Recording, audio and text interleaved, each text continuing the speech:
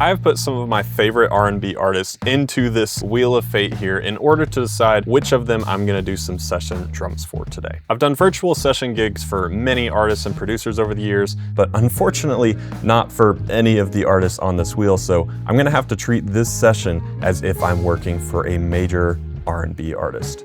All right, let's spin the wheel.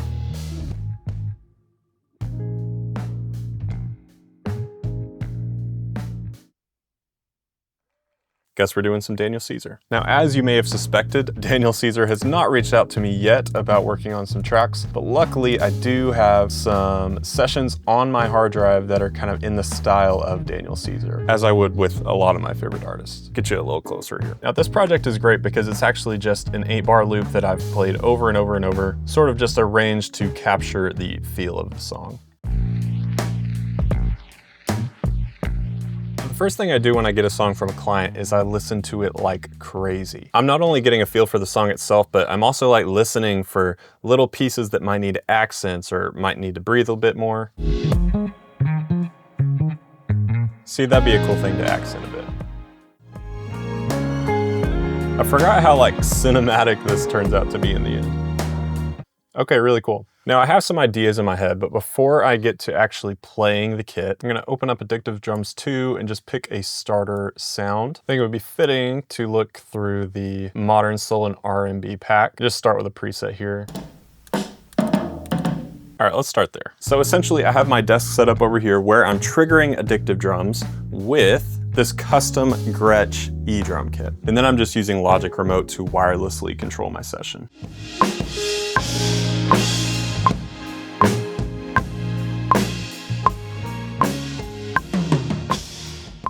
Now before I hit record, I am gonna play around and get a feel for the song itself, see how it fits into my playing style and how I can help enhance the track.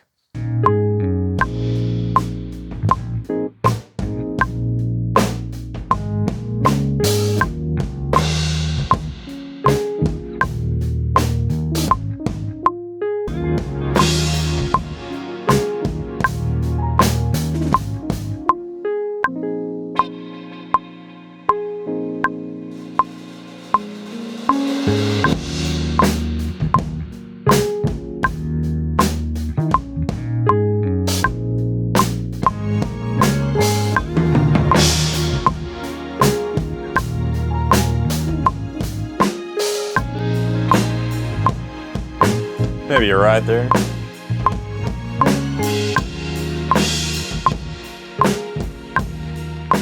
Also, if you're working on a track right now and have been thinking about hiring a real musician, I love doing this sort of thing. I've been doing it for a while with lots of happy clients along the way. And if you're interested, we might even could do a video similar to this, but working on your song. So if you're interested in that, or even just working together in general, click the link in the description.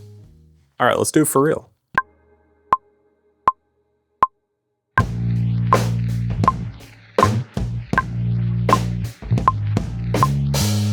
Whew, it's just a tad slower than I'd think it is.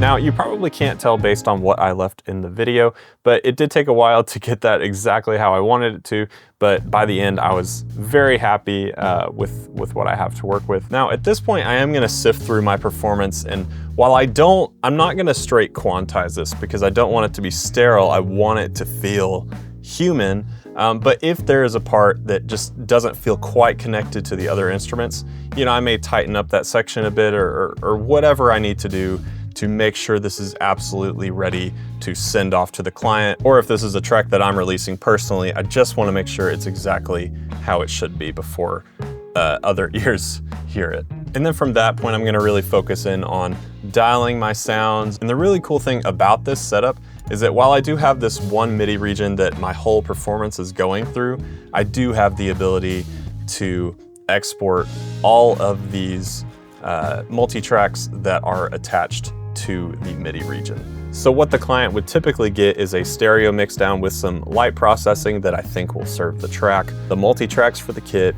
and even MIDI if they request it, which can really make it easy to either layer sounds with my performance or run my performance through their virtual instrument of choice. I hope you got something out of this video, and again, if you're interested in me doing this sort of thing on your track, just click the link in the description, and as always, thanks for hanging out, and I hope you have a wonderful day.